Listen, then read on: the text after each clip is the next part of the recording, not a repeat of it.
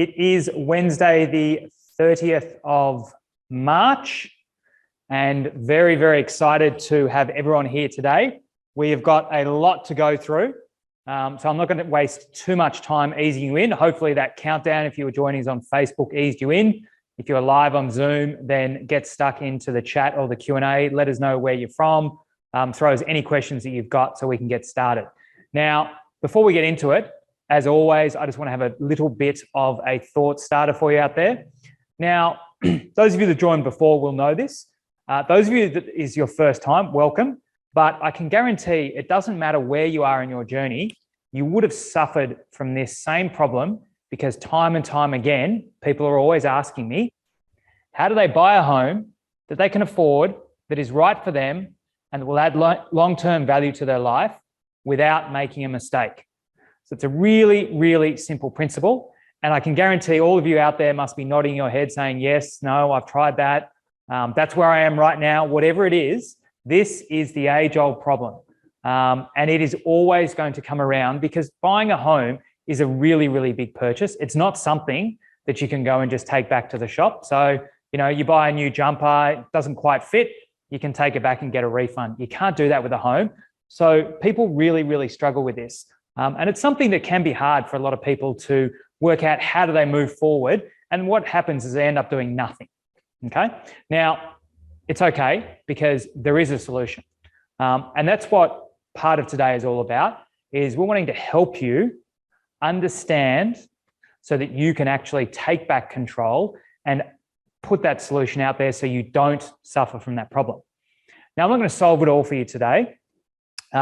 But I do want to just outline the framework of the solution, and then we're going to get stuck into it and give you some inside tips and knowledge that will help you start breaking down the problem that you're suffering from, and hopefully you will be able to take back control and get through that problem so that you can move forward. So the solution.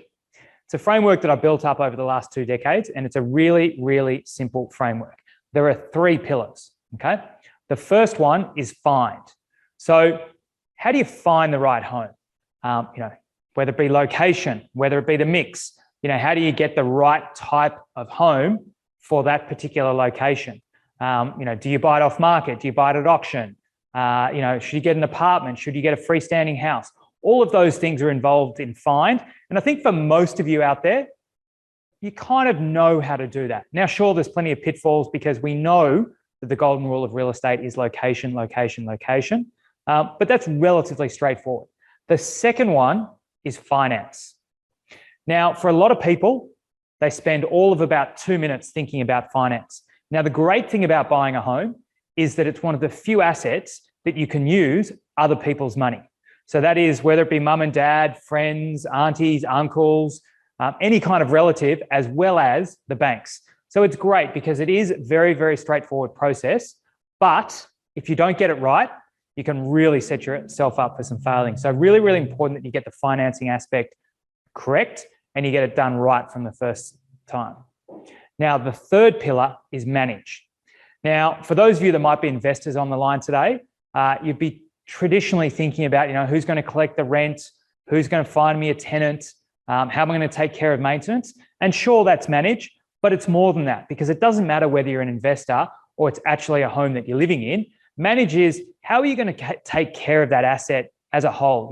How much spare time do you have? So for those of you that are buoyed by all of these home renovation shows and are thinking, I'm going to find a knockdown rebuild, I'm going to do a major renovation, how much time do you actually have to put into that? How much experience do you have to actually be able to deliver it? Because remember, just because it's on TV does not mean that it's true. So, often we find people are struggling where they might say, oh yeah, look, I want to do a major renovation, I'm going to buy an old house. But they might work 80 hours a week. They have no time to put into it. And it ends up becoming a drag on them, because it's something that continues to soak up their time. It never actually moves forward, and it ends up becoming a disaster. So really, really important that you understand those 3 pillars. So if you remember, it was find, finance, and manage. Now, this is not a set and forget, and it doesn't matter whether you already own a home or you're looking to buy a new home, because this is a framework that you need to continually review and look back at. And that is how you will kill the problem that I identified, and how you will make sure that you continue to make sure that it doesn't become a problem again. So what you've got to do is you've got to do this over and over and over again, continually review, refine, relook. So, when we think about finance, whilst most of us think we get a home loan for 30 years and we never think about it again, it's sensible to continually look at that. Things like, should you be going on a fixed rate, a variable rate? The same thing with finding, you maybe have an investment property and you might be looking and saying the area's changed, it's become an urban renewal area. Does it make sense to have 4 bedrooms? Adding on an extra bedroom, is that going to make sense? So all of these are things that you need to continually review, refine, and have a plan. Now, the point of all of this is to allow you to take back control so that you don't get stuck with that problem and you're able to move forward. You'll be empowered to do that yourself and to do it confidently. So right now, you might be saying that all sounds great, but you said this has taken you 2 decades to come up with this framework. But I didn't start like this. Whilst I'm a homeowner, just like you on the line today, or how you might be aspiring, 2 decades ago, I started one of my first jobs was working in a call center. Now, for those of you that have ever had a telemarketer call you, which has got to be everyone, it's a thankless job, okay? You sit there, you call, you get abused, you get hung up on. And this was obviously back in the day when we still had landlines. We didn't have call identification, so people had to always answer the phone, and you copped a hell of a lot of abuse. But I learned a very, very valuable lesson through that. And that is, no matter what I was selling, no matter what I was trying to promote, if I could identify the value in that product or service and show how that could actually add value to that individual person's life or the situation they're in and how it could help solve a problem, they were very much open to considering it. And whilst it was hard because sometimes there was no value, I understood that if we could allow people to take back that control so that they could get that value, they could solve those problems, they could be empowered to do it themselves, that is what they were looking for. So fast forward 20 years, this is where we are today. So Salvo, if you don't know who we are or you don't know a lot about us, well, we've got a ton of different businesses that we work under, and we do a lot of different things, but ultimately everything is about helping you create a home. So that is our single focus goal across all the various different businesses that we have. And that's very much the focus of today. That's the focus of these 3-pillar framework, is to help you create a home and help you actually take back the control so that you don't get stuck on the problem and that you can go out there and do it confidently and do it by yourself. All right, that's the introduction done. I want to quickly run through before we get stuck into it what we're going to do today. But before I do, hopefully you're all settled in. You've got your feet up on the table in your office having lunch. Preferably don't, unless of course it's your own office. Have a drink, whatever you do, put your phone on silent, flip it over, focus in, because if you do focus, you get involved, I guarantee that you will leave today's session having got that value, having been able to move forward and really being set up to go out and start smashing those goals of yours. So I really do encourage you to get involved and get focused, because that's what we do it for here. That's why we love doing this, is to have so many happy faces and to be able to actually see you guys participate and get involved. So I really encourage you to do that. Okay, so we're going to run through 3 main sections today. The first one is I'm going to give you a quick roundup of what I've seen happening over the countryside in the last 7 days. I'll try and do that in 90 seconds or less.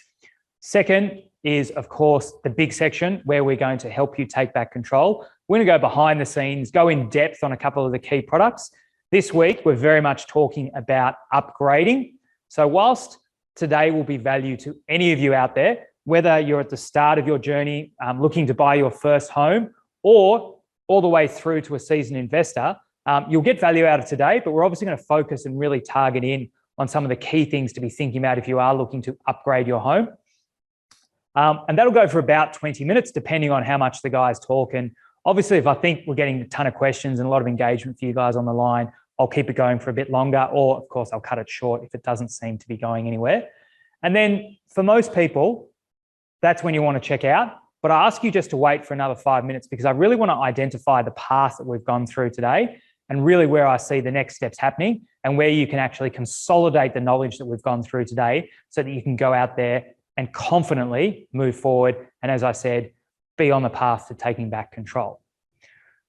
All right, so section 1. As I said, what have I seen happening around the countryside? The timer down here will run the 90 seconds. I've been doing okay the the last few weeks. So I'm going to try and keep it tight. I obviously do want to mention a little bit about the budget. So I may go over. I'm going to preempt you, but I'm going to see how I go. All right, we are away. So has there really been a revival of regional property? Now, we know that the talk for the last 18 to 24 months has all been about regional Australia and everyone moving out to the countryside. Now, is that really happening? Well, there's no doubt the numbers are showing that. But what we need to remember is that traditionally, there is the annual pilgrimage of those younger people that grew up in the regions, grew up in the countryside, and they come to study, to work, to live, to play in the big cities. That hasn't been happening in the last 2 years because it just hasn't been practical. So I think the numbers we saw there was there's been about 5,000 additional people moving to the countryside, but there's about 10,000 equivalent young people that haven't come to the big cities, which we're starting to see that turnaround. So I think that'll be a really, really interesting thing to see how it plays out over the next 18 months. And if that really is a structural change, or it was just a factor of people being unable to move. RBA, are they going to put up interest rates? Well, everyone's saying that they are, but I think they're being really cautious for a reason, and that is because a lot of these increase in prices is driven by petrol. We've all heard everyone talk about that, and that's not really because people are overspending. That's through other external factors. Goodbye and good riddance to FOMO. We've seen auction clearance rates. They're still strong, but they're down. So I think there's going to be less need to quickly run out and do something. Housing affordability, there's another government report done into it. What's going to happen? Probably not much because it's government, but it was good to know that as well. And lastly, the budget. Now, I think I got in within the 90 seconds, and I did say to you I wanted to just mention that quickly. So before we move on, the budget, it's boring as hell. Who actually stays up and wants to listen to them go on and on and on and on? Well, good news, I did it for you, so you don't have to do it. And it's pretty simple. As far as it goes to those of you looking to own a home or already own a home, there's not a hell of a lot of changes in there that are coming through. All the things we've worried about in the past, like negative gearing is safe. Everyone's agreed not to touch that. Really, the only thing that came about is for those of you that are first home buyers on there, and that is the first home buyers deposit home loan scheme, whatever they call it. I think they've changed the name again.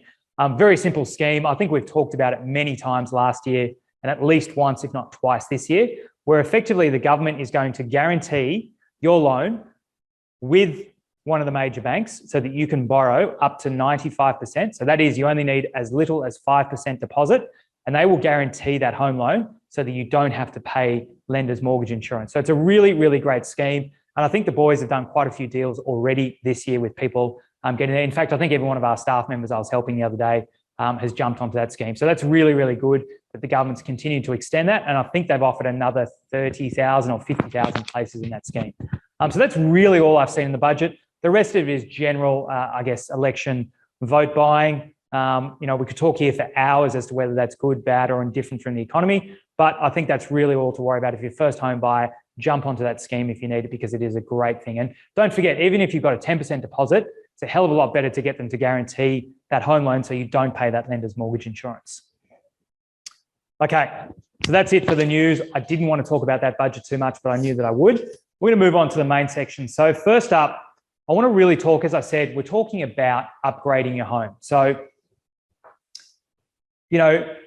often people talk about, I want to get a bigger home. I want to get a better home. But what does upgrading really mean? And what are the different ways that you can do it? So Greg, come on in. Hi, everybody. All right, yeah. Good to see you again. You too. Now, upgrading, we've talked about it a few times. Yep. It's exciting. And grab a seat. Yep. Before you tell us a lot about it, yep, I was talking to someone before and he gave me a saying, which is, why sell the golden goose? Yep. Okay. And obviously we talk a lot when people want to upgrade about they're wanting to get a bigger home, they're wanting to get a newer home, perhaps a better location. I think we can run through all of those. Yep. But one of the first things, I guess, to decide is, are you actually selling your current home or do you want to keep it? So what are some of the options there? And I guess, what's the advice around that? Well, firstly, upgrading has for everybody's different. But, if you look at specifically what you've just mentioned, upgrading could mean that you've got an existing property that has created a lot of equity in it, and you might use that property to then leverage into another property, which then is upgrading your financial situation as opposed to upgrading your home. So, and one of our finance people go through that, but that's one of the issues of when you say upgrading, it's got different connotation for different people. Okay. Yeah. So, for example, for some of our listeners out there that might be looking to move from their first home to their next home. Yep. And typically, often for a lot of people in first home buyers buy a great apartment in a great city location. Yep.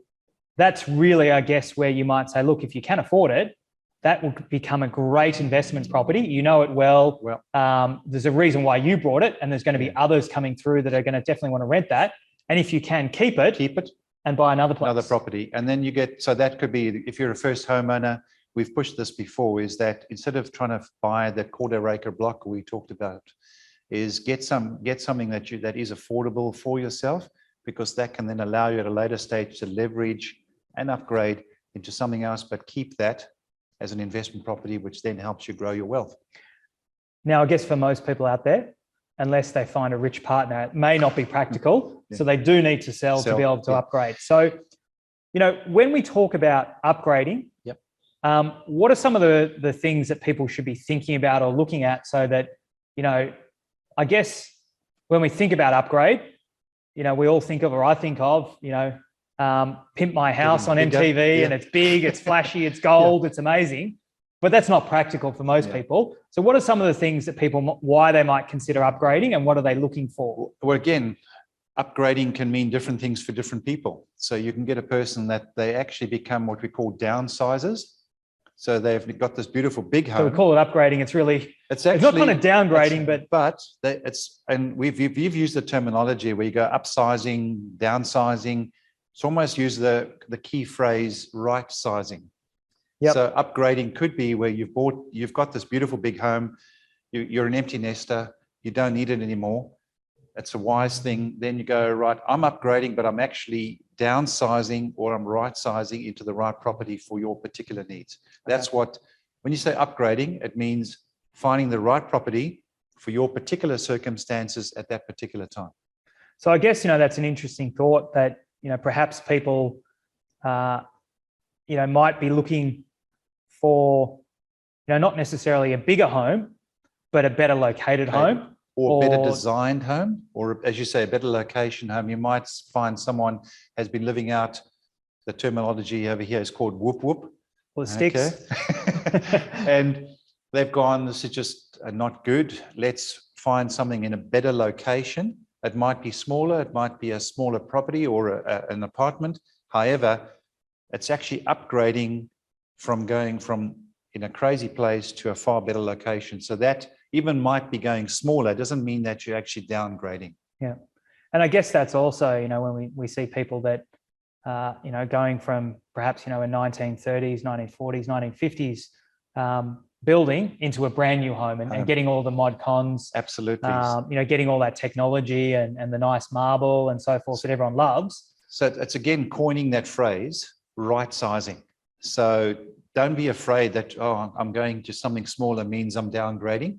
Yeah. It's about finding the right property for you for your particular circumstance. Okay. Yeah. So before I let you go, what sort of, I know you've got, last count, 25 different kids out there, some of them legitimate, some of them maybe illegitimate. What's the general advice that you can give to all of our listeners, and I guess you've given to your kids over the years, in terms of, finding that right home, whether they be upgrading or they think it's a downgrade or right sizing, whatever they use? What's some of the key things that you can share with our listeners, what you've passed through to your kids? What we always talk about, always location. So location for someone can be different, but there are a few key things within that are key. Close proximity to public transport, close proximity to supermarkets and facilities. So look at what's happening in the area. Scarcity. Okay, so if you bought something or it's going to have a scarcity at a certain time, it'll then be a good investment for them to buy in that time so they can get some capital growth out of the property. Okay, great. All right, Greg. Okay. Thank you. It's a pleasure. Hopefully we'll see you again next week. Absolutely. All right. So Greg just talked to us about why you might upgrade, and some of the things to look out for. But where we started that, we did talk about the option as to whether you could keep your current home and not sell it. How do you do that? Well, ultimately, it comes down to whether you can afford it. Now, if you remember when I talked about the 3 pillars, we've just talked about the find. We're going to move on to the second pillar, which was finance. So we've got one of our in-house brokers, Becky, with us. Come in. Thank you, James. Thank you, my friend. Now, Always join a my pleasure. sofa. Yes, I Jump love in. this. You sofa, sit down. yes. I'm going to stand up because you've already made me look short. Okay. Up in here. Now, Greg was just telling us before about the option of maintaining or retaining your current home when you're looking to upgrade. You're the money man. Tell us, Yes. how's that possible? Obviously, if you win the lotto, maybe it's easy, but for most of us normal humans out there, how do you sort of do that? And what are some of the options that people have got? And or how do they work out if it is even practical for them? Yeah, well, I think the first thing is most people actually don't know whether they can retain their existing property when they're looking at upgrading, and irrespective of the reasons for the upgrade. But the first thing that you'd want to do is actually approach a broker like ourselves. What we would do is actually start with a servicing capacity test that we would do. And probably within the space of about 5 minutes, assuming that all the information that you've provided us is relatively accurate, what we would then be able to do is determine whether you can actually afford to maintain and hold on to that particular property. Because what a lot of people forget is when you're transitioning from your existing principal place of residence into the upgraded home, you're actually going to put your existing property up for rent. So you've got the rental income that comes into play as well. And a lot of people discount that fact and aren't even aware that you can actually utilize that as serviceability, income for servicing. And so when we talk about serviceability, for some people on the line that are unsure what you mean by that, you're obviously talking about, how much money's coming in versus how much money's going out. Absolutely. And in simple mathematics, we want more in and less out. That's how simple it is. In some bank serviceability calculators, as long as you have more than $1 or $1 and above in terms of income over and above your expenses, that means you pretty much qualify. Now, my wife must know that because she has an uncanny knack of whatever money's in the bank account, just come to payday, she gets it down to $1. I think so that's is that quite something that all the women out there know? Or yeah, something, you're probably not alone in that regard too. Okay. I think my wife does the same as well. So.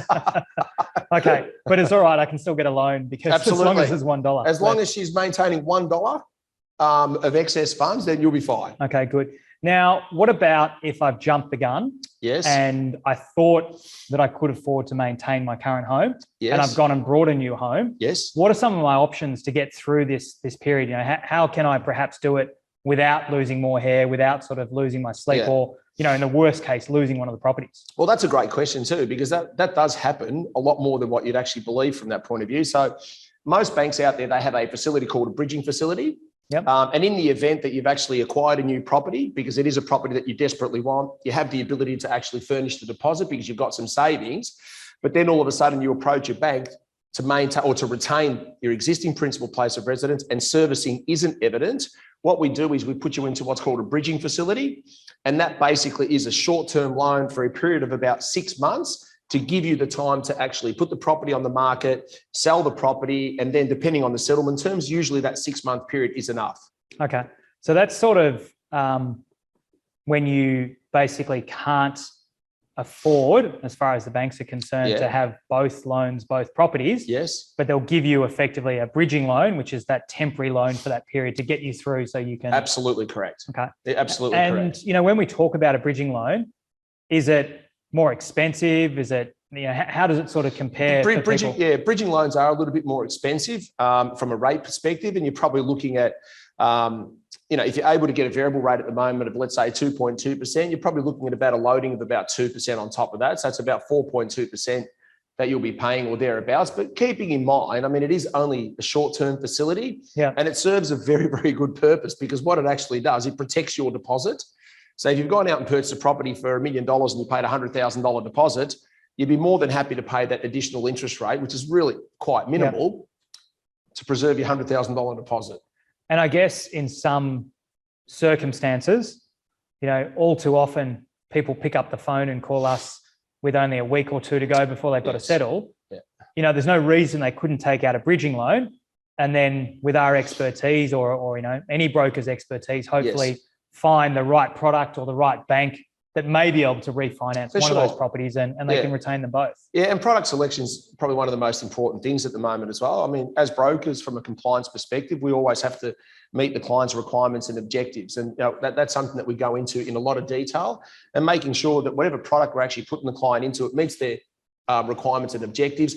And you don't have to be refinancing every 12 months or 2 years because you've actually got yourself into the wrong product. You know, the good news is there's no compliance officer here. You don't have to get to there. But look, I think, you know, it might be interesting for everyone out there, since you touched on it.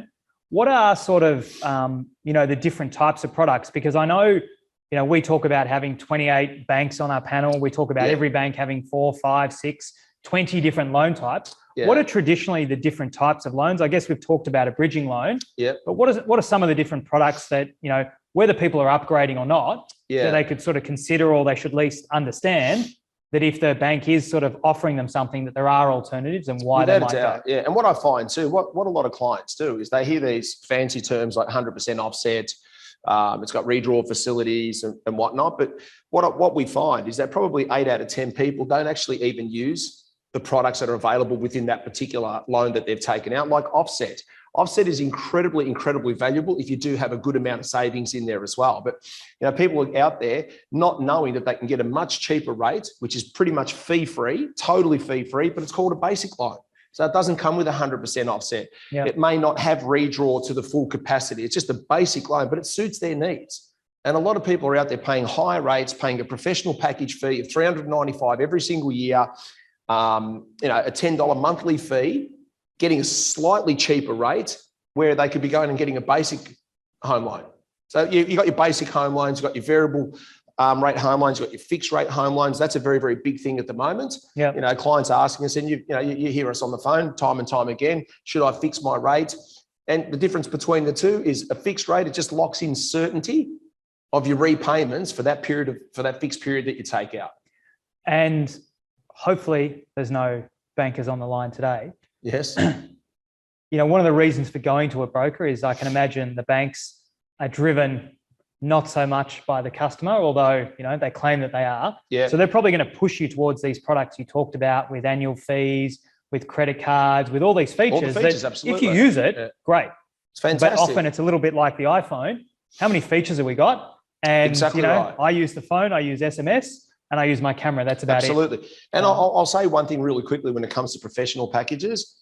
The incentive. They sound good though. I like the idea of saying I'm a professional. The incentive is that you have to pay a package fee, you get a discounted rate. You sound like you're a premium customer to the bank, but what a lot of people don't realise, You are a premium, just paying them. It comes with a credit card. Yep. It comes with a credit card. You cannot go into a professional package and say, I don't want the credit card. And some of them actually start with a limit of $7,000. If you have a look at the statistics, 92% of Australians will activate that card, because you have to activate it. And within the first 6 months, will fully max out that particular card. And the average time that it takes to pay down a credit card, I think, is about 16 and a half years. So it's pretty good at 20%. You know what? Sign me up for a basic loan. Keep it simple. No features, no nothing. I like it. Okay, so maybe before I let you go, there's been a few questions coming through. You touched on it a little bit before. Yep. Variable versus fixed. Mm-hmm. I was reading on Twitter last night, we're talking there's going to be 7 interest rate rises before the end of the year. We're going to be up 2, 3, 4%. Everyone's talking that it doesn't matter whether they're just saying a small or a big amount, that rates are going up. Yes. What's sort of the strategy, or what's the advice to people today? You know, should they be locking in their rate if they've got a current home loan? Should they be going variable, or are there other factors they should look at that are going to make a bigger difference to, the hip pocket? I think if you want to create some certainty with your cash flow, what fixed rates do is create that certainty. If clients are nervous about fixing the full rate, what you can actually do, because you can do partial variable and partial full. If you've got a $500,000 home loan, you can fix 250 of it, where you lock in that certainty of cash flow, and you can leave the other 250 at variable. I always say this to clients: if you want to know what the banks believe is going to happen with the variable rate, have a look at what their fixed rates are. So if you have a look at a 3-year fixed rate term, if that's sitting at 2.6% across most banks, that means over the next 3 years, they believe that the variable rate will not exceed 2.6%. And they're pretty good judges of it, but trust me, they get it wrong more than what they get it right. So, I mean, I think the last time I took out a fixed rate, was in the early 2000s, which was the last time interest rates were going up. Yes. And I was happy. And then I finally did it. And I think 2008, interest rates started going down and I've lost. Yes. So whilst I've been advising everyone, I guess, in the last 18 months, take out a fixed rate, Yeah. it is one of those things that sometimes you can't quite get it right. So, you know, maybe it's good if you Yeah. like that certainty, but if interest rates go down, don't look. Yes, Because it's it the most upsets you. important thing. Don't ever You try and brought the calculate. certainty. Absolutely. Yeah, don't. That's what you did it for. You did it purely and simply for cash flow certainty, not to hedge against the variable rate and Yep. think that whether you're in the money or out of the money, don't ever look at it. And you talked about different types of loans. You know, I guess we're thinking about fixing a rate for certainty, but for a lot of people thinking I'll save money in the future when rates Yes. go up. You know, perhaps they could be better off just re-looking at the home loan because they might be on, as you said, a professional package that they're not using the options. There could be other banks out there that could actually do them a better deal. Absolutely, yeah. And that could save just as much, if not more, Absolutely, it and can, give it to yeah. them in their hip pocket today. Yeah, and that is something that probably when you sit, whether you sit down with us face to face or over a Zoom, or we take out a fact, we get you to complete a fact finder. It's a 20-minute process for us to actually do all the figures, the calculations. We feed it into a clever calculator from that point of view and just present to you and say, here are all the options, here are your savings. And to get those savings, this is what you're giving up. And it's usually features within a loan product that they don't use anyway. Yep. Okay. Now, before I let you go, Yes. who's the bank or lender of the day? Who are you writing the most business through today? CBA, Westpac, and AFG home loans, and now a fair bit of ING at the moment too. Okay. So you heard that. He rattled off 4 of probably 50 different lenders you could do. Yeah. So if you are talking to one of those direct, great. Maybe you are getting a good deal, but I can guarantee you one thing you won't be getting is necessarily the best deal you could. Absolutely. And if you're not talking to one of those 4, all the more reason why you should be coming to a broker. So reach out to us if you're not already in touch, and we can help you And can because I I guarantee And can I you'll say get this a in better rate. closing too? The amount of banks offering cash back at the moment as an incentive to refinance, as long as it's obviously beneficial for you to refinance, it's $3,000, $4,000 cash backs at the moment, as well as significant rate savings. And at the moment, we're getting rates under 2% with a Now, $4,000 cash back. $3,000 to $4,000. That's a hell of a lot more than the government handed out last night. So absolutely. I'll tell you what, stuff the government handouts if you're earning Tear too the much, budget up. because you can get $3,000 to $4,000 just by refinancing a home loan. Categorically. And I guess, as you said, the idea of doing that is to either get additional money out to do a renovation, buy a new car, go on holiday, we can finally travel, or just get a better interest rate. So it's a win-win, Absolutely. win-win-win. And I challenge people to have a look at your savings account. Not a lot of people that have $4,000 sitting in their savings account. And this is real cash. It's a real genuine cash back. It's not a reduction in your home loan by $4,000. It is dollar. If it's a dollar for dollar refinance, it's real genuine cash back in your pocket. Okay, good. Or you could go just put it with your bookie and bet on the horses on the weekend like you do. You could. Don't follow me for any horse tips, trust me. All right.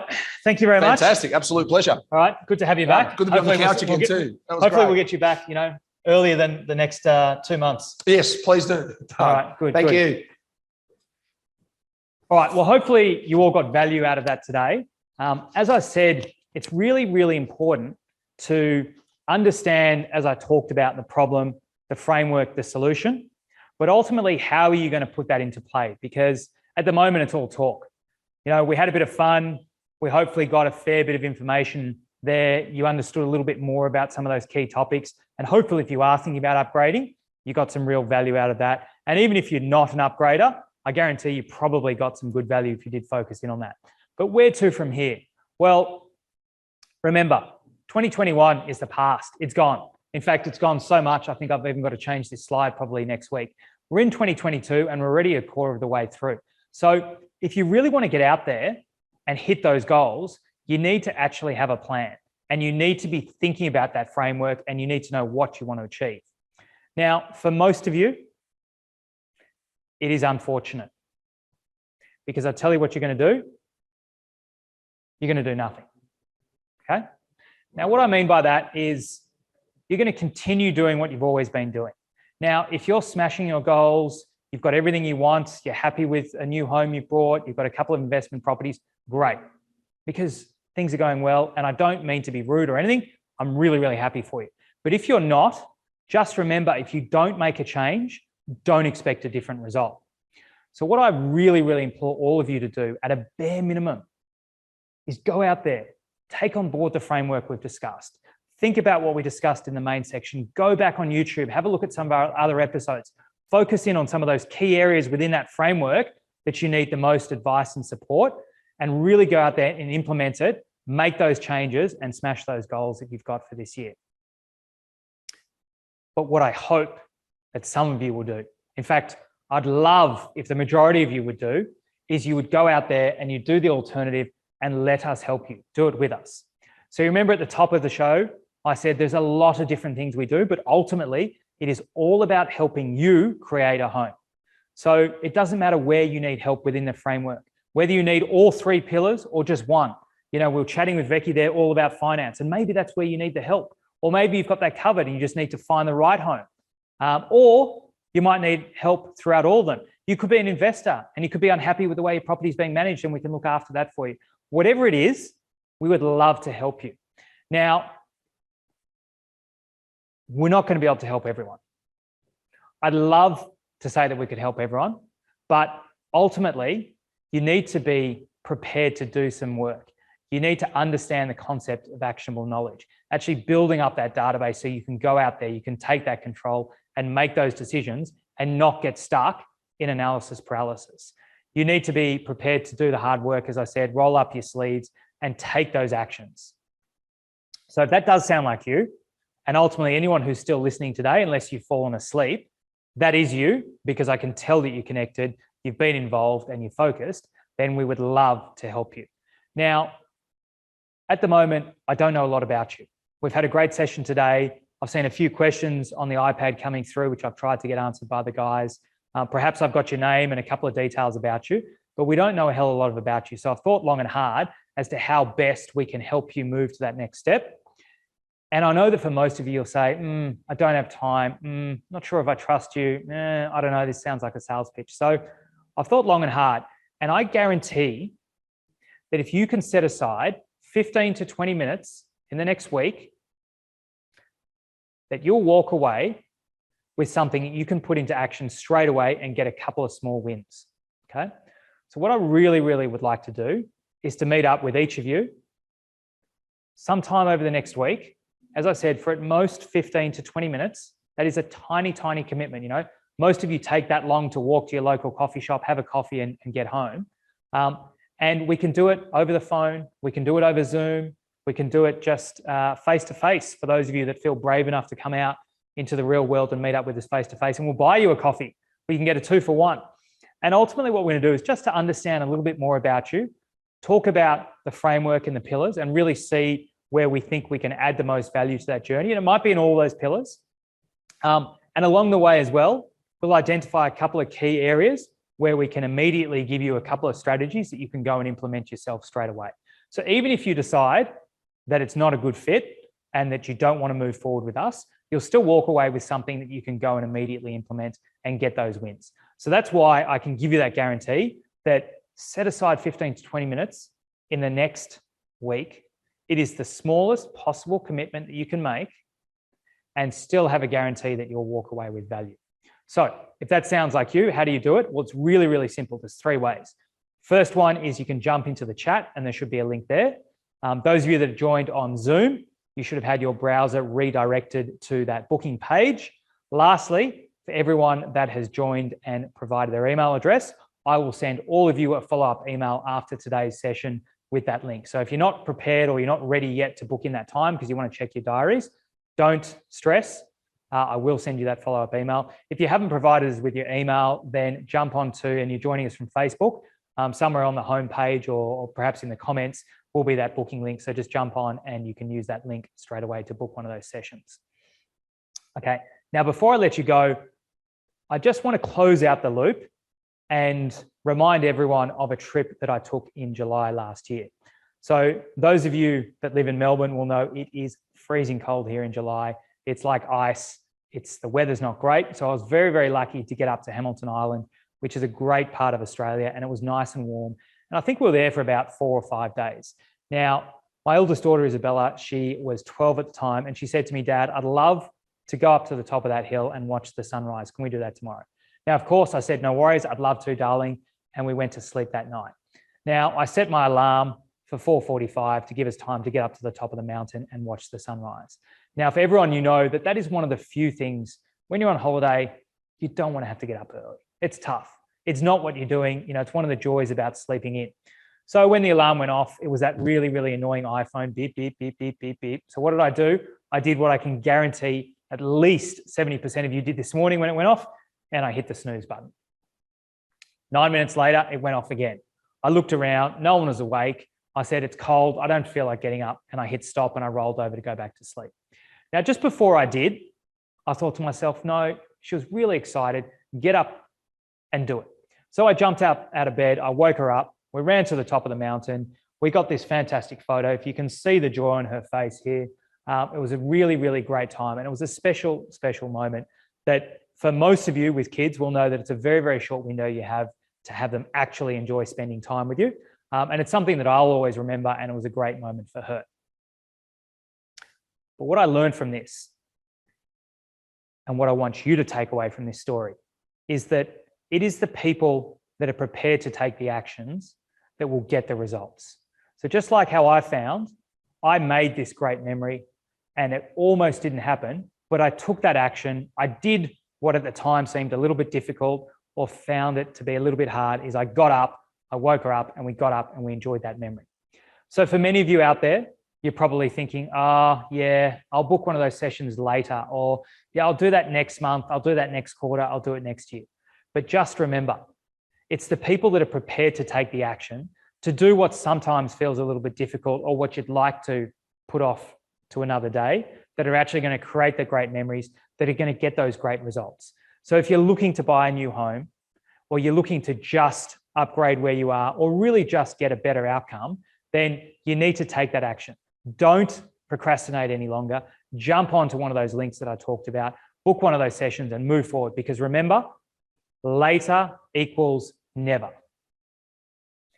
All right, now, hopefully you're not still on the line and asleep. Hopefully you've taken on board what we've said, and ultimately had a bit of fun today, because whilst we do go through a lot of information, we want it to be fun. We want you to enjoy yourself. As I said, that is why we do it every week. So thank you very much, everyone, for your time today. As always, I know there's a lot of other things that people could be doing, so we really do appreciate it. And we look forward to hopefully meeting up with you one-on-one in the next week. If not, I look forward to seeing you join us again next week, next month, next quarter, whenever it is. We will be here, rain, hail or shine, every single Wednesday, 12:30 p.m. So bye for now.